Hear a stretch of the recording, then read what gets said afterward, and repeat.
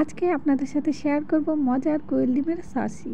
ভালোভাবে ডিমগুলোকে সিদ্ধ করে ছিলে নিয়েছি, এখন মাঝখান দিয়ে কেটে নিয়েছি। এভাবে সকল ডিমগুলোকে কেটে নিয়েছি যাতে সকল ময় মশলা উপকরণগুলো ভালোভাবে ডিমের ভিতরে মিশে যায়। সিদ্ধ করা ডিমের উপর এক এক করে সকল উপকরণগুলো দিয়ে দিলাম ভেজে নেওয়া মশলা গুঁড়ো পরিমাণ মতো, দিয়ে দেবো ভেজে নেওয়া শুকনো মরিচের গুঁড়ো পরিমাণ মতো, স্বাদ মতো লবণ। ঝালটা আপনারা আপনাদের পছন্দ অনুযায়ী দিয়ে নেবেন। অল্প পরিমাণে তেঁতুল আমি পানি দিয়ে গুলিয়ে রেখেছি, এখন এখানে 2 চামচ গোলানো তেঁতুল দিয়ে দিব। আর ঘরে তৈরি করা মিষ্টি টমেটো সস 2 চামচ দিয়ে দিব। সকল মশলা সসের সাথে ডিমগুলোকে চামচ দিয়ে খুব ভালো করে মেখে নিতে হবে।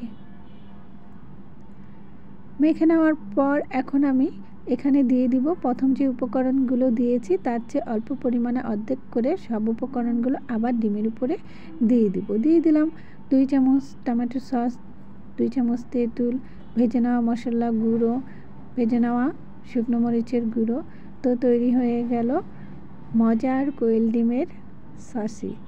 এখন আমি টেস্ট করে দেখিয়ে দিচ্ছি, একবার আপনারা বানিয়ে খেয়ে দেখুন, আশা করি ভালো লাগবে।